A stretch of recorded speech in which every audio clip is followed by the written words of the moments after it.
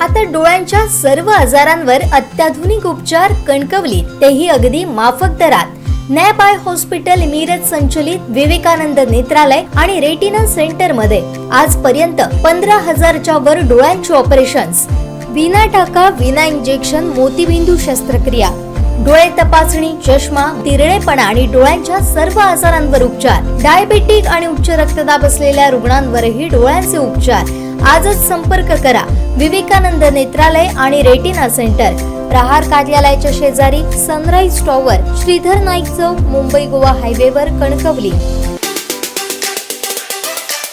नमस्कार. सावंतवाडी शहरामध्ये 2 दिवसापूर्वी एक आत्महत्या सबनीसवाड्यामध्ये झाल्याची बातमी आपल्या समोर आली होती. मात्र आजच सकाळी कोकणसाद लाईव्हनं हा खून की घातपात या संदर्भातली एक बातमी दिली होती. कारण त्या महिलेच्या कुटुंबियांकडनं हा घातपात असल्याचं, हा खून असल्याचं व्यक्त केलं होतं किंवा संशय व्यक्त केला होता आणि तशी फिर्याद सुद्धा पोलीस ठाण्यामध्ये देण्यात आली होती. आणि त्यानुसार आज आपण पाहिलं तर हा घातपात असल्याचा, हा खून असल्याचंच पोलीस तपासात स्पष्ट झालंय, उघड झालेला आहे. एकंदरीतच पाहिलं तर चैत्राली मेस्त्री ही मूळ खेड रत्नागिरी येथील महिला तिच्या चुलत दिरासोबत सावंतवाडी सबनीसवाडा येथे राहत होती. एका भाड्याच्या घरामध्ये ती राहत होती आणि तिथेच आत्महत्येचा बनाव हा रचला गेला. तिच्या चुलत दिराकडनंच हा संपूर्ण बनाव रचला गेल्याचं पोलीस तपासामध्ये उघड झालंय. तिचा चुलत दीर संदेश मेस्त्री याला पोलिसांनी तपासासाठी ताब्यात घेतलं होतं, तेव्हा त्यांनीच याबाबतची सगळी जी माहिती आहे किंवा आपणच खून केल्याचं त्यांनी पोलीस तपासामध्ये कबूल केलेलं होतं. एकंदरीतच बघितलं तर या घटनेनंतर, आत्महत्येनंतर तिथल्या परिसरात असेल किंवा त्या चैतालीच्या कुटुंबियाकडनं, माहेरच्या कुटुंबियांकडनं, तिची आई असेल, बहीण असेल, यांच्याकडनं तिच्या बॉडीवर झालेल्या जखमा असतील किंवा मारहाणीचे जे वळ बॉडीवर होते त्याच्यावरनं हा घातपात असल्याचा संशय व्यक्त केला होता. किंवा थोडीशी या घटनेची पार्श्वभूमी पाहिली तर चैत्राली ही खेड येथील तिच्या नवऱ्यासोबत लग्नानंतर राहत होती, पण नवरा मद्यपान करत असल्यामुळं ती आपल्या माहेरीच पुणे येथे जाऊन राहत होती. आणि हे असतानाच तिचा हा चुलत दीर संदेश यानं तिला गोव्यामध्ये येण्यासाठी सांगितलं आणि बोलवून घेतलं. आणि गोव्यात ती येत नसल्यानं, कारण तोही दारू पिऊन मद्यपान करत असल्यानं त्याच्यासोबत येण्यास चैत्रालीनं नकार दिला होता. आणि हा नकार दिल्यानंतर या चुलत दिराकडनं म्हणजेच संदेश मेस्त्री यांच्याकडनं तिचे जे मुलं होती त्या मुलांना ठार मारण्याचा जी धमकी आहे ती चैत्रालीला दिली होती. आणि या धमकीनंतर चैत्राली त्याच्यासोबत गोव्यात येण्यासाठी रवाना झाली. 1-2 महिन्यापूर्वी सावंतवाडी शहरामध्ये हे दोघं आल्यानंतर सावंतवाडी शहरात एका ठिकाणी भाड्यानं चैत्राली आणि तिचा हा दीर आणि तिचा 8 वर्षाचा एक मुलगा हे तिघही त्या ठिकाणी राहत होते. आणि त्यानंतर काही दिवसातच हा प्रकार घडलाय. जो संदेश आहे ज्यानं हा खून केलाय, जी कबुली दिली, तो शहरातल्याच एका दुकानामध्ये कामाला होता.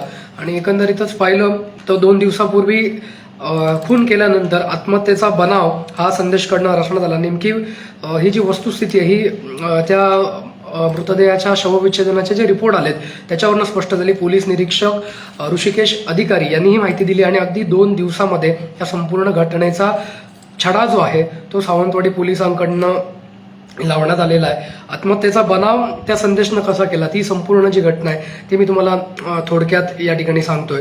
तर मी जसं म्हटलं की नवऱ्याबरोबर पटत नसल्याने, कारण नवरा हा दारू पिऊन येत असायचा किंवा तिची मुलं पण लहान होती, त्यामुळे तिनं नवऱ्यापासून लांब राहण्याचा प्रयत्न केला. माहेरी ती जाऊन राहिली. आणि यावेळी हा चुलत दीर संदेश यानं तिला गोव्यामध्ये येण्यासाठी सांगितलं. नकार दिल्यानंतर त्यानं आपल्या वहिनीला मुलांना ठार मारण्याची धमकी दिली होती. आणि त्यानंतर गोवा येथे येण्यास सांगून सावंतवाडी शहरामध्ये ते आले आणि शहरात 1-2 महिने भाड्याच्या घरात ते राहत होते. तो स्वतः दुकानात कामालाही होता. आणि हे सगळं होत असतानाच अगदी 2 दिवसापूर्वी आत्महत्येची बातमी आपल्या समोर आली.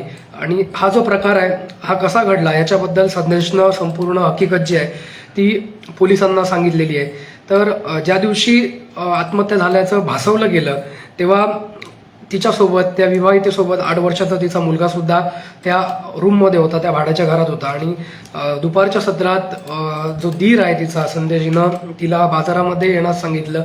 बाजारामध्ये काही खरेदी त्यांनी केली आणि खरेदी केल्यानंतर ते घरी गेले. म्हणजे ही आपली जेवणासाठीची खरेदी होती, बाजार त्यांनी केला होता.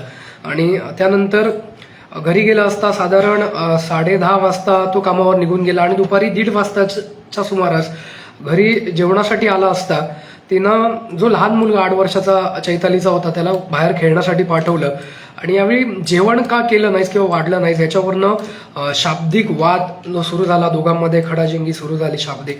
आणि रागाच्या भरात चैत्रालीला मारहाण तिच्या दीरानं, या चुलत दीरानं सुरू केली होती. आणि याच वेळी भिंतीवर डोकं आपटल्यामुळं चैत्राली ही बेशुद्ध झाली होती.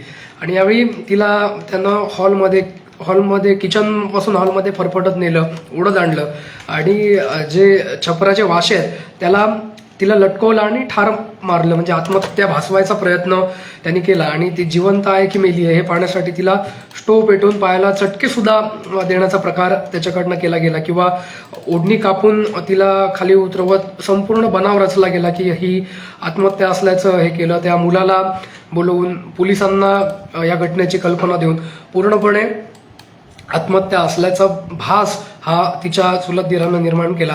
आणि त्यानंतर शवविच्छेदनासाठी ही बॉडी सावंतवाडीमध्ये असेल किंवा त्यानंतर ओरोस असेल इथे पाठवण्यात आली. आणि त्यानंतर कोल्हापूरमध्ये जेव्हा ही बॉडी गेली तिथे त्याचे रिपोर्ट जेव्हा आले त्यातनं अंगावर असलेले वळ किंवा कुटुंबियांना ती फिर्याद जी दिली होती किंवा जो संशय व्यक्त केला होता, कारण चैत्रालीचे कुटुंबीय पण सावंतवाडीत ठाण मांडून होते आणि हा खून असल्याचाच दावा, कारण फूस लावून तिच्या चुलत दीरानं तिला माहेरवरनं गोव्यामध्ये आणण्यासाठी हा प्रयत्न केला होता. आणि हे सगळं पाहता कुटुंबीय सुद्धा हा खूनच असल्याचं सांगत होते आणि त्या पद्धतीनं त्यांनी आपली फिर्याद नोंदवली होती. आणि सावंतवाडी पोलीस निरीक्षक ऋषिकेश अधिकारी आणि सावंतवाडीच्या पोलिसांनी लागलीच आपली यंत्रणा हलवत या संपूर्ण घटनेचा तपास केला, या संपूर्ण घटनेची माहिती घेतली. आणि यात तपास सुरू असतानाच किंवा ज्यावेळी जो चुलत दीर आहे याच्याकडनं पोलिसही हिसका दाखवत काही गोष्टी समोर आणल्या गेल्या, त्यातूनच त्याने या खुनाची कबुली दिली. आपणच हा खून केला असल्याचं संजय उर्फ संदेश मेस्त्री यानं स्पष्ट केलंय. आणि यानुसार त्याच्यावर पळवून आणणे, खून करणे, जबरी मारहाण करणे, खुनाची धमकी देणे आदी कलमान हे गुन्हा दाखल करण्यात आलाय.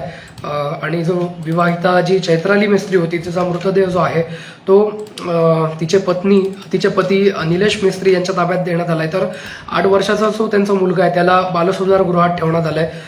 या पुढचा अधिक तपास सुद्धा पोलीस निरीक्षक सावंतवाडीचे ऋषिकेश अधिकारी हे करत आहेत. आणि मंगळवारी म्हणजेच उद्या या संदेशला न्यायालयात हजर केलं जाणार आहे आणि पुढची जी कारवाई ती सुरू करण्यात, तुर्तास त्याला अटक करण्यात आलेला आहे. त्याच्यामुळे जो आत्महत्येचा बनाव रचला होता आणि खून ज्याने केला होता तो स्पष्ट केल्यानंतर हा घातपातच असल्याचं पोलीस तपासात एकंदरीत उघड झालेलं पाहायला मिळतं. शहरात ही बऱ्याच दिवसानंतर घडलेल्या घटनेमुळे भीतीचं वातावरण सुद्धा निर्माण झालेलं आहे, कारण बरेच दिवस अशा पद्धतीच्या घटना शहरात घडल्या नव्हत्या, खुनाचं सत्र घडलं नव्हतं. पण आत्महत्या भासवून 2 महिन्यासाठी भाड्याला येऊन त्या ठिकाणी खून करून आत्महत्या भासवण्याचा प्रयत्न ज्या पद्धतीनं केला किंवा ज्या पद्धतीनं हे प्लॅनिंग केलं ते पाहता शहरात सुद्धा थोडीशी भीती किंवा या घटनेची चर्चा मोठ्या पद्धतीनं होताना पाहायला मिळते. मात्र पोलिसांनी अवघ्या 2 दिवसात या संपूर्ण खुनाचा छडा लावला, तपास केला, त्याबद्दल पोलिसांचे सुद्धा शहरवासियांकडनं अभिनंदन होताना पाहायला मिळत आहे. आमचे दिवसभरातले सर्व अपडेट्स, ताज्या घडामोडी आणि थेट लाईव्ह पाहण्यासाठी सबस्क्राईब करा, लाईक करा कोकणचं नंबर 1 महा चॅनल कोकण 7 लाईव्हचं YouTube चॅनल.